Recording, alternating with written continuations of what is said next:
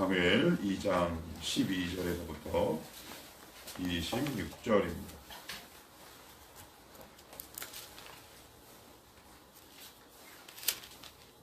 사무엘 2장 12절에서부터 26절까지입니다. 이제 제가 읽겠습니다. 엘리 아들들은 행실이 나빠 여호와를 알지 못하더라. 그 제사장들이 백성에게 행한 관습은 이러하니 곧 어떤 사람이 제사를 드리고 그 고기를 삶을 때 제사장의 사원이 손에 세 살 갈고리를 가지고 와서 그것으로 냄비에나 솥재나 큰 솥재나 가마에 찔러 넣어 갈고리에 걸려 나오는 것은 제사장이 자기 것으로 가지되 실로에서 그곳에 온 모든 이스라엘 사람에게 이같이 할 뿐 아니라 기름을 태우기 전에도 제사장의 사원이 와서 제사 드리는 사람에게 이르기를 제사장에게 구워드릴 고기를 내라. 그가 내게 삶은 고기를 원하지 아니하고 날 것을 원하신다 하다가 그 사람이 이르기를 반드시 먼저 기름을 태운 후에 내 마음에 원하는 대로 가지라 하면 그가 말하기를 지금 내게 내라. 그렇지 아니하면 내가 억지로 빼앗으리라 하였으니 이 소년들의 죄가 여호와 앞에 심히 크면 그들이 여호와의 제사를 멸시함이었더라. 사무엘은 어렸을 때 세마포 에봇을 입고 여호와 앞에 섬겼더라. 그의 어머니가 매년 드리는 제사를 드리러 그의 남편과 함께 올라갈 때마다 작은 겉옷을 지어다가 그에게 주었더니 엘리가 엘가나와 그의 아내에게 축복하여 이르되 여호와께서 이 여인으로 말미암아 내게 다른 후사를 주사 네가 여호와께 간구하여 얻어 바친 아들을 대신하여 하시기를 원하노라 하였더니 그들이 자기 집으로 돌아가매 여호와께서 한나를 돌보시사 그로 하여금 임신하여 세 아들과 두 딸을 낳게 하셨고 이에 사무엘은 여호와 앞에서 자라니라. 엘리가 매우 늙었더니 그의 아들들이 온 이스라엘에게 행한 모든 일과 회막문에서 수종드는 여인들과 동침하였음을 듣고 그들에게 이르되 너희가 어찌하여 이런 일을 하느냐. 내가 너희 악행을 이 모든 백성에게 듣노라. 내 아들들아 그리하지 말라. 내게 들리는 소문이 좋지 아니하니라. 너희가 여호와의 백성으로 범죄하게 하는도다. 사람이 사람에게 범죄하면 하나님이 심판하시려니와 만일 사람이 여호와께 범죄하면 누가 그를 위하여 간구하겠느냐 하되 그들이 자기 아버지의 말을 듣지 아니하였으니 이는 여호와께서 그들을 죽이기로 뜻하셨음이더라. 이에 사무엘이 점점 자라매 여호와와 사람들에게 은총을 더욱 받더라. 아멘. 오늘 사무엘상 2장 12절에서부터 26절은 그 두 가문이 나옵니다. 엘가나, 한나, 그 다음에 우리가 잘 알고 있는 엘리 가문, 특별히 옴니와 비나스. 한 가문은 점점 하나님의 은혜 속에 영혼육이 풍성해가고 또한 이 엘리 가문, 제사장 가문은 점점 쇠락해가는 과정과 이유를 성경은 두 가정과 가문을 대비돼서 보여주므로 우리에게 때로는 교훈 아니면 위로 어떤 가정에게는 경고의 메시지를 주시고 있다. 그러면 하나님이 오늘 어떤 가정을 주목하고 계시고 또한 하나님이 어떤 가정과 어떤 개인을 싫어하시고 달갑게 여기지 않으시는지 예전에 제가 김동호 목사님 설교를 들었을 때 그분이 그런 이야기를 하더라고요. 자기가 하나님 앞에 받은 은혜, 당신이 하나님 앞에 받은 은혜 가운데 큰 것이 있는데 그건 뭐냐면 하나님이 무엇을 싫어하고 무엇을 좋아하고 무엇을 예쁘게 여기고 무엇을 귀엽게 여기고 무엇을 미워하시는지에 대한 인지 감각이 생긴 게 너무 감사하다. 그래서 하나님 이거 하시면 되게 좋아하시는구나. 이거는 되게 싫어하시는구나. 이런 어떤 감각이 당신 안에 있으셨다. 그게 뭐 하루아침에 된 거냐마는 그러니까 오늘도 우리가 이 말씀 앞에서 이런 어떤 영적인 감각이 우리 가운데 세워져 있으면 좋을 것 같아요. 이건 하나님 정말 싫어하시는 거야. 이건 하나님 되게 기뻐하시네. 우리가 이제 그걸 모르니까 고생하는 것 같아요. 그래서 매도 맞고 속된 말로 싸대기도 맞고 그죠? 그래서 하나님이 어떤 걸 좋아하시고 어떤 걸 정말 싫어하시는지 이 두 가문을 통해 지금은 우리에게 지금 말씀하고 있는데 하나하나 시간 되는 대로 짧지만 살펴봅시다. 자, 12절 같이 한번 읽어요. 시작. 엘리의 아들들은 행실이 나빠 여호와를 알지 못하더라. 예, 이제 반면교사. 요런 일은 담지 말아라. 그런데 엘리 아들들은 뭐라고 얘기합니까? 여기 행실이 나쁘다. 이제 나쁘다라는 말은 그냥 우리가 나쁘다, 윤리적, 도덕적으로 나쁘다라고 얘기하지만 성경 히브리 원어는 이 나쁘다는 단어랑 완전히 다릅니다. 무슨 말이냐면 벨리알이라는 말입니다. 벨리알. 이게 뭐냐? 고린도서에 보시면 사도 바울이 고린도 교회 교인들에게 이렇게 얘기해요. 너희가 어찌하여 벨리알과 하나님을 함께 섬기느냐? 이런 말씀이 나와요. 아니 벨리알은 밀틴의 신라곤이라는 그 작품에 보면 이렇게까지 표현해요. 마귀 중에서 가장 악랄한 마귀. 엘리의 두 아들을 성경은 뭐라고 얘기하고 있다고요? 나쁘다가 아니라 뭐라고? 마귀라고. 마귀. 제사장인데요. 목회자인데요. 어떻게 악마일 수 있고 마귀일 수 있습니까? 이게 이제 우리에게 주는 경고가 섬뜩할 수 있죠. 저에게 주시는 하나님의 말씀이 섬뜩할 수 있어요.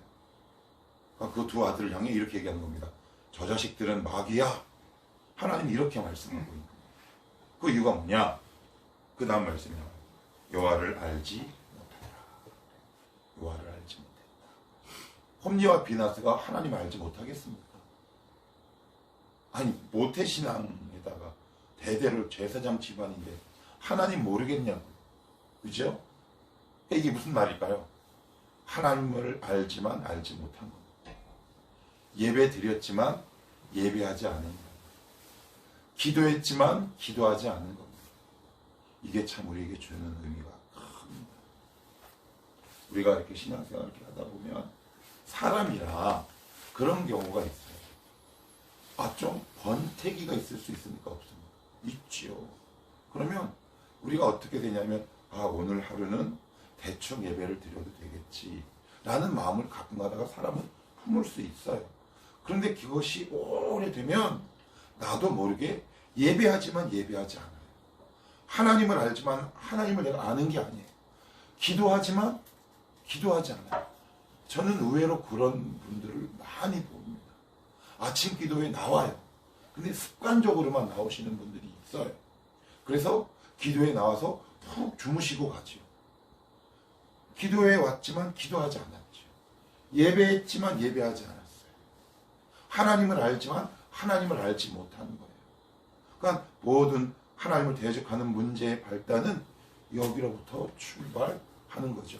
엘리는 그 엘리와 두 아들은 믿는 사람들이었어요. 그죠? 그런데 오늘 성경은 그 두 아들은 하나님을 알지 못했다. 어떻게 하나님을 알 수 없나요? 아버지가 하는 사역을 봤는데, 그죠? 그런데 성경은 알지 못했다 라고 얘기를 하는 겁니다. 하나님을 인격적으로 만난 경험이 없는 거지요.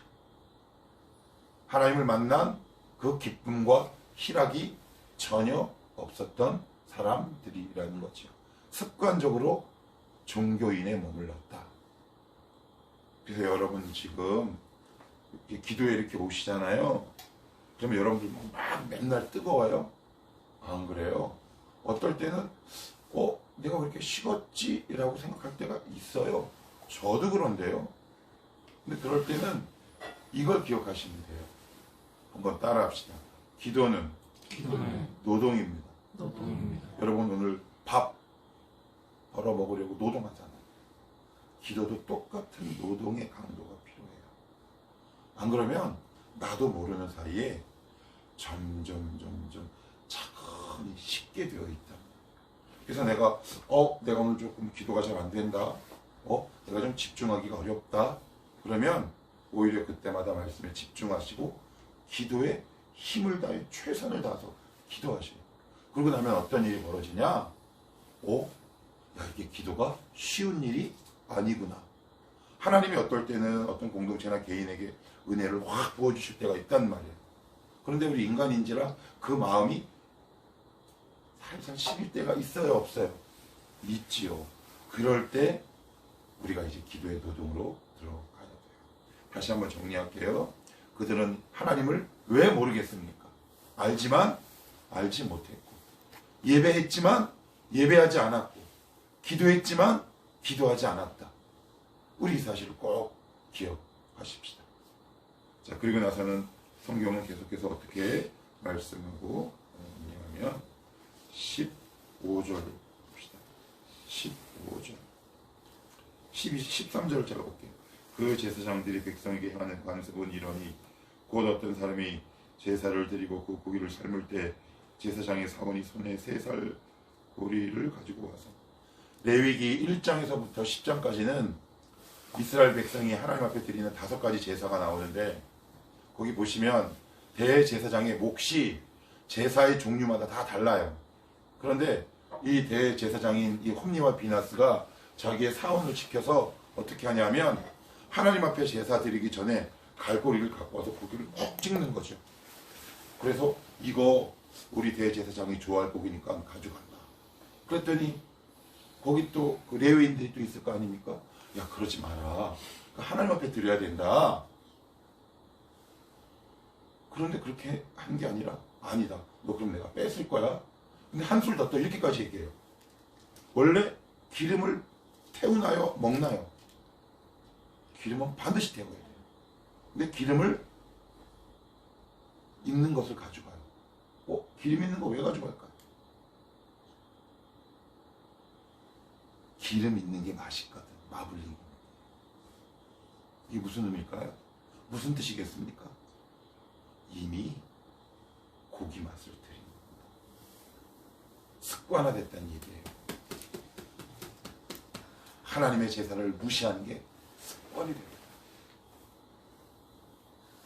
하나님을 멸시하는 게 그 죄악이 습관이 되었다는 거예요. 그래서 이 마블링이 있는 기름기가 낀 고기 맛을 아는 거예요. 왜 기름기 있는 고기를 달라고 그러겠어요? 여기 이렇게 써 있잖아요. 15절, 기름을 태우기 전에도 제사장의 사원이 와서 제사 드리는 사람에게 이르기를, 제사장에게 구워드릴 고기를 내라. 내가 삶은 고기를 원하지 아니하고 날 것을 원하신다. 기름을 제거하지 않은 날 것을. 고기를 삶는 게 맛있습니까? 기름기가 있는 것을 구워 먹는 게 맛있습니까? 우리는 알아요. 화로구이가 맛있다는 말이에요. 삶은 고기보다. 이미 그들은 하나님의 제사를 멸시했을 뿐만 아니라 기름기가 낀 고기를 이미 과거에서부터 여러 차례 먹어본 죄악이 누적되고 습관화됐다라고 오늘 성경은 이야기하고 있어요. 이게 참 무서워요. 우리가 왜 기도에 늘 예민하고 깨어 있어야 하느냐? 죄악은 끊임없이 우리를 향해 치고 들어온다는 거예요. 그래서 우리의 습관으로 자리 잡게 해요. 그러면 습관이 뭐가 되나요? 인격이 되고, 인격은 뭐가 됩니까? 우리의 삶과 인생이 된다는 말이죠. 그들은 이미 그런 습관이 자리 잡고 있어요. 그러니 거기에 대한 죄의 열매를 거둘 수밖에 없지요. 그러니 우리가 날마다 하나님 앞에 몸부림치고 깨어 있어야 하는 이유가 바로 이것 때문이다. 이렇게 말하고 있어요. 또한 17절에도 한번 볼게요. 17절 시작. 이 소년들의 죄가 여호와 앞에 심히 크면 그들이 여호와의 제사를 멸시함이었더라. 멸시함이었더라.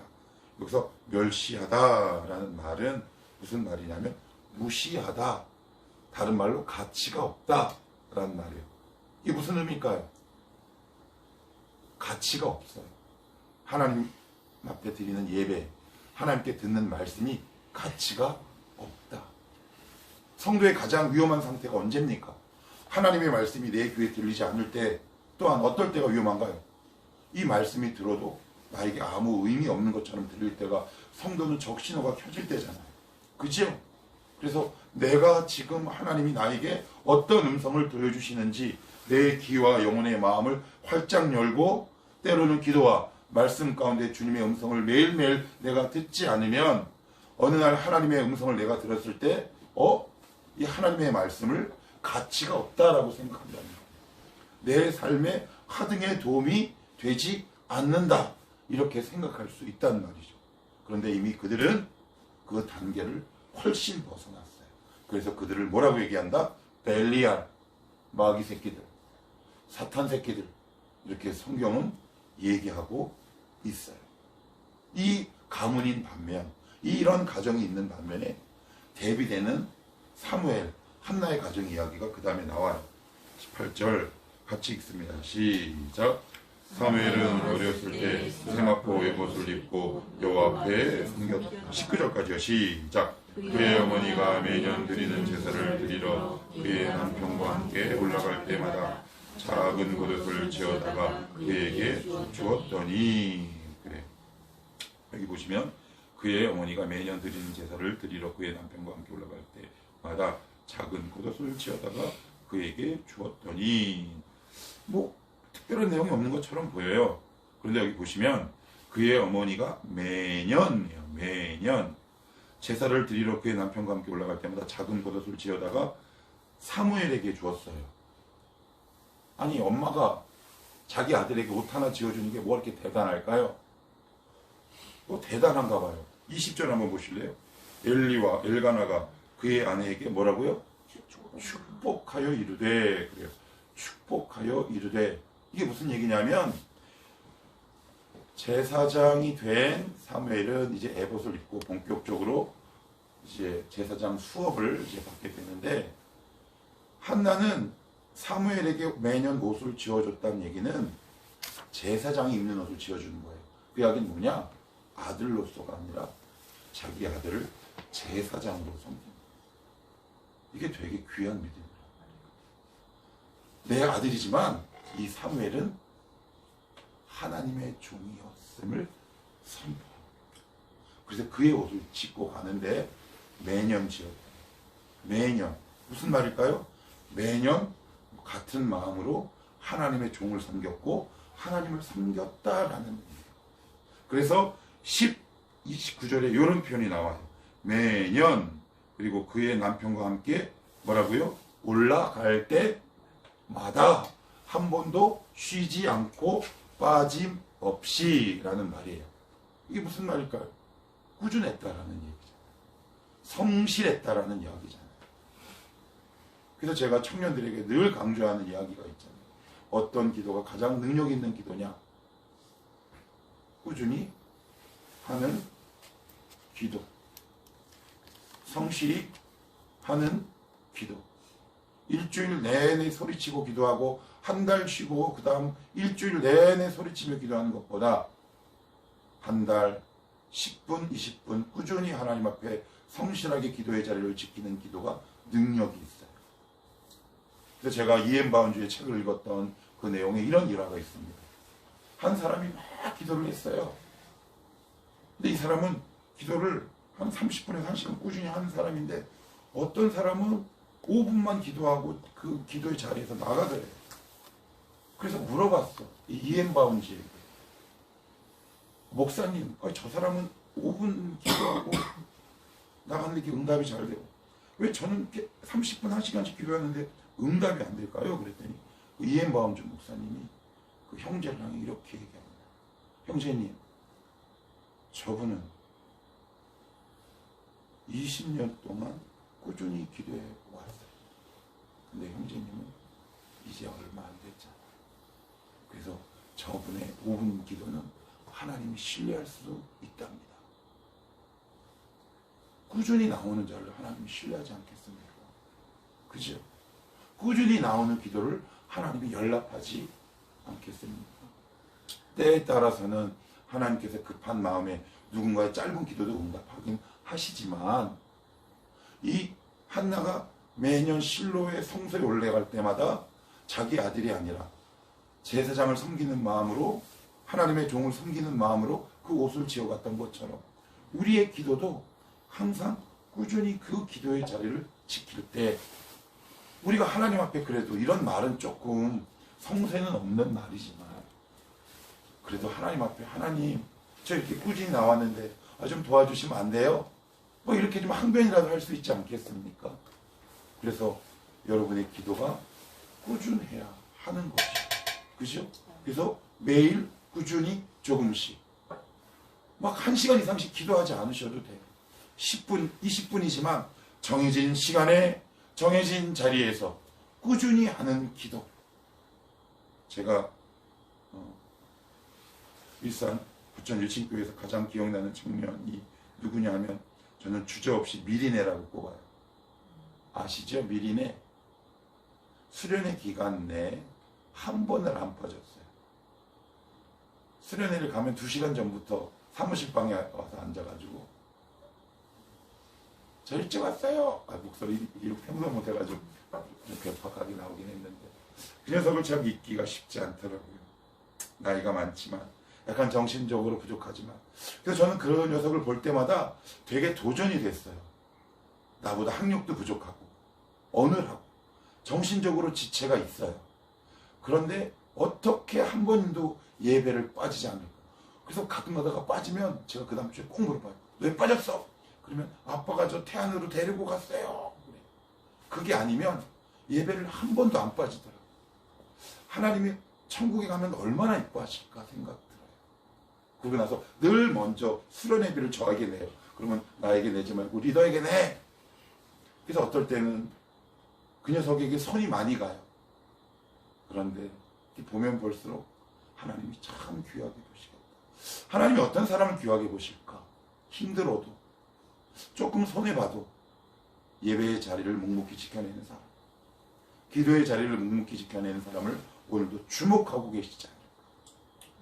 이런 사람이 저와 여러분이 되기를 축복합니다. 그래야 어떤 일이 어떤 은혜를 받게 되느냐. 20절 시작.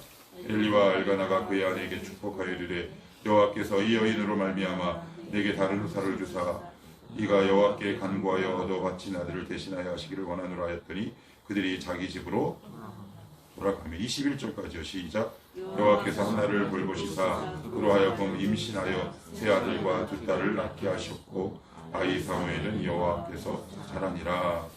여기서 보시면 여호와께서 한나를 뭐라고요?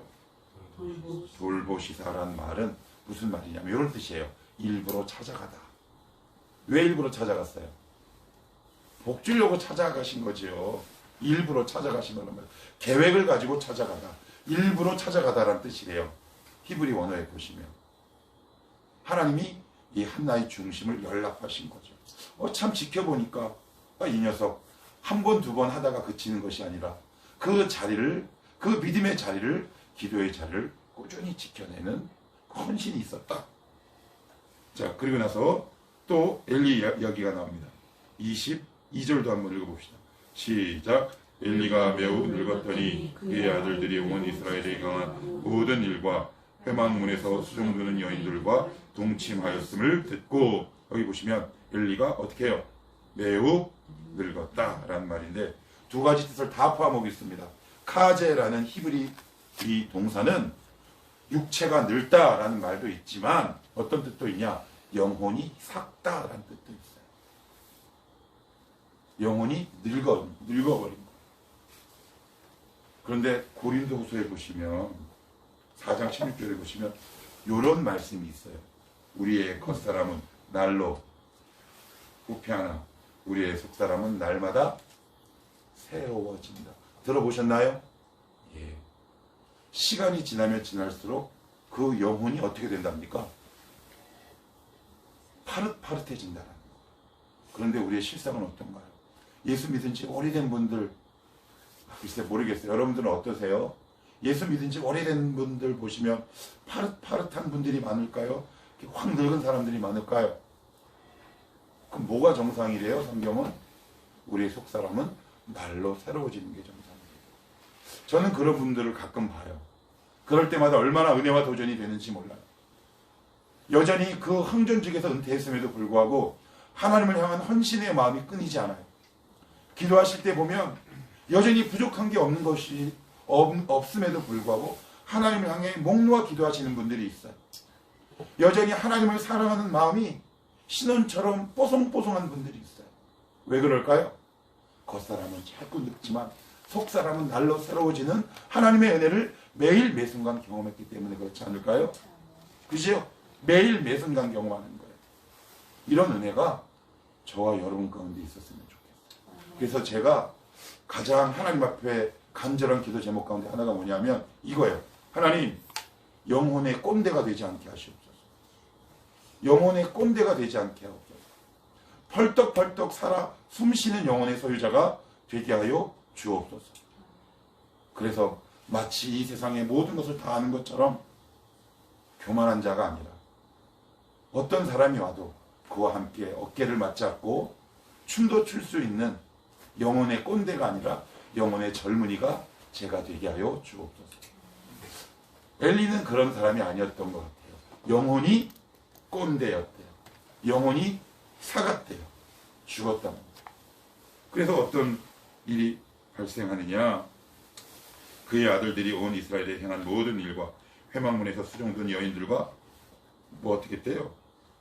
동침했대요. 이제 갈 때까지 간 거죠. 그런데 누구랑 동침했대요? 회막문. 회막이 어디예요? 성막. 좀 쉽게요? 성전. 성전에서 수종드는 여인들과 성관계를 맺는 종교가 있는데 어딜까요? 바알. 그들은 이미 바알의 정신이 들어왔어요. 그러니 하나님이 살려두실 수 없어요. 바알 바세라가 뭡니까? 풍요와 농경의 신이잖아요. 그래서 남창과 여창, 그 성전에서, 이방 신전에서 남자 신과 여자 신이 성관계를 맺을 때 비가 오고 그로 인해 잘 살게 된 것이 바알과 아세라잖아요. 그것을 보고 똑같이 따라하는 거죠. 누가요? 목사가. 누가요? 제사장. 누가요? 성직자. 교회 안에 이미 바알의 가치와 신념이 가득 차버린 거예요. 굉장히 두려운 말씀이죠.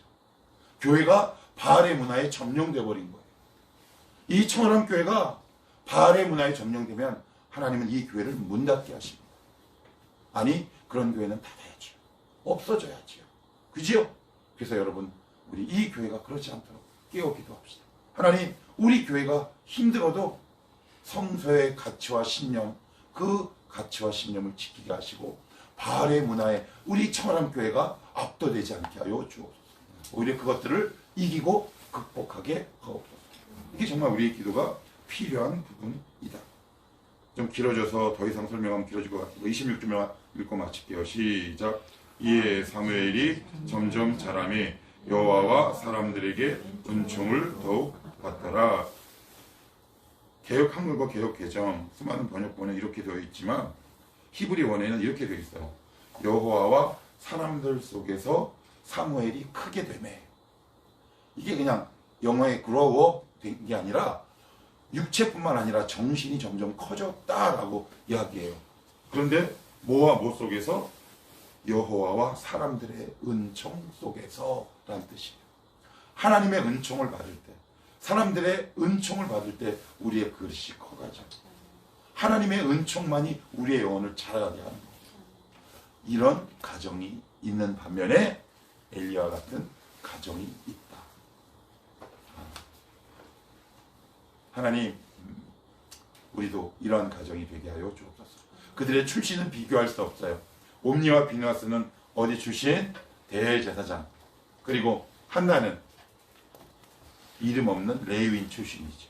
그런데 하나님은 그런 가문을 들어쓰시고 그들의 헌신과 눈물의 기도를 받으셔서 자연스럽게 신앙의 세대 교체가 이루어지게 된다.